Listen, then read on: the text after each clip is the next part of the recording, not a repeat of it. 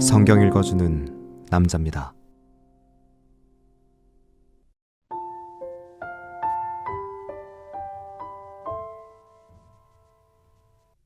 하나님이 가라사대 하늘의 궁창이 광명에 있어 주야를 나뉘게 하라.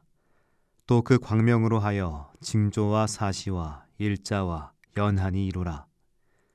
또 그 광명이 하늘의 궁창에 있어 땅에 비치라 하시고, 하나님이 두 큰 광명을 만드사 큰 광명으로 낮을 주관하게 하시고 작은 광명으로 밤을 주관하게 하시며, 또 별들을 만드시고 하나님이 그것들을 하늘의 궁창에 두어 땅에 비추게 하시며 주야를 주관하게 하시며 빛과 어두움을 나누게 하시니라. 하나님의 보시기에 좋았더라. 저녁이 되며 아침이 되니 이는 넷째 날이니라. 하나님이 가라사대 물들은 생물로 번성케 하라. 땅 위 하늘의 궁창에는 새가 나르라 하시고, 하나님이 큰 물고기와 물에서 번성하여 움직이는 모든 생물을 그 종류대로, 날개 있는 모든 새를 그 종류대로 창조하시니 하나님의 보시기에 좋았더라. 하나님이 그들에게 복을 주어 가라사대 생육하고 번성하여 여러 바닷물에 충만하라. 새들도 땅에 번성하라 하시니라. 저녁이 되며 아침이 되니 이는 다섯째 날이니라. 하나님이 가라사대 땅은 생물을 그 종류대로 내되 육축과 기는 것과 땅의 짐승을 종류대로 내라 하시고, 하나님이 땅의 짐승을 그 종류대로, 육축을 그 종류대로, 땅에 기는 모든 것을 그 종류대로 만드시니 하나님의 보시기에 좋았더라.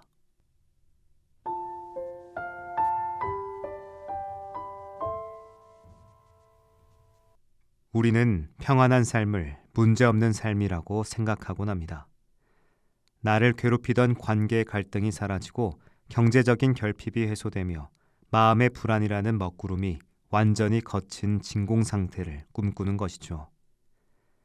마치 깨끗이 치워진 빈 방처럼 악이나 고통이 조금도 발붙이지 못하는 완벽히 정돈된 상태를 하나님의 축복이라 믿고 기대합니다.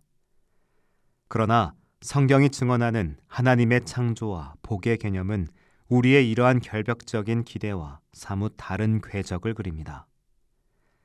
창조의 넷째 날부터 여섯째 날까지 이어지는 하나님의 작업은 앞서 나눈 경계들, 곧 하늘과 바다와 땅을 생명으로 채우시는 과정입니다. 주목할 점은 하나님께서 생명을 번성케 하시는 장소입니다.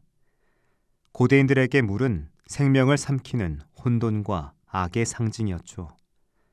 그런데 하나님은 그 거칠고 위험한 물을 제거하지 않으십니다.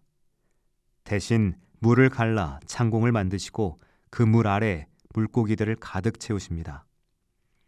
하나님의 정의로운 다스림은 악을 박멸하는 것이 아니라 위협적인 환경 속에서도 생명이 자기 몫의 노래를 부를 수 있도록 복을 불어넣으시는 방식으로 이루어지죠. 우리는 내 삶을 옥죄는 물이 마르기만을 기도하지만 하나님은 그 물속에서 헤엄치는 역동적인 생명을 보라고 말씀하시죠.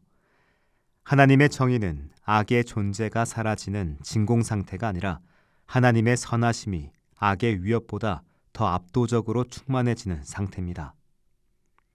마치 어둠을 몰아내는 것이 어둠과 싸우는 일이 아니라 빛을 밝히는 일인 것과 같은 것이죠. 하나님은 짐승과 물고기들에게 생육하고 번성하라고 복을 주셨습니다. 성경에서 가장 처음 등장한 복이죠. 이 복은 안락한 환경을 보장하는 것이 아니었습니다.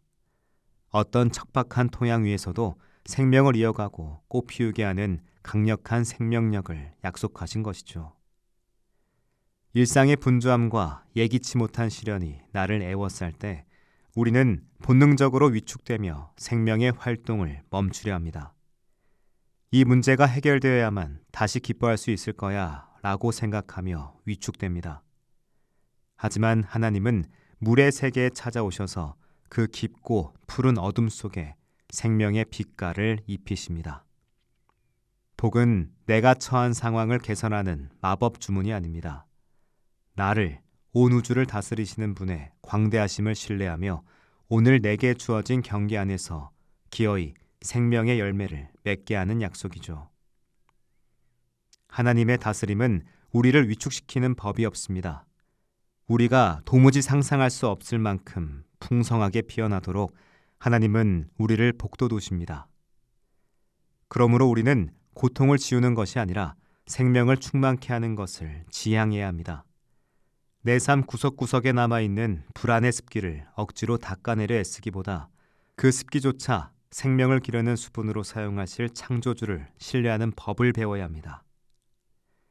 우리를 두렵게 하던 물의 세계는 하나님의 복 안에서 생명이 유영하는 거룩한 무대가 될 겁니다. 기도하겠습니다. 주님, 제 삶을 에워싼 고통의 물을 제거해 달라고만 애걸하던 어린 마음을 거두어 주시고 그 위협적인 현실 한복판에서도 주님 주신 생명의 복으로 충만하여 기어이 생명의 꽃을 피우게 하소서. 아멘.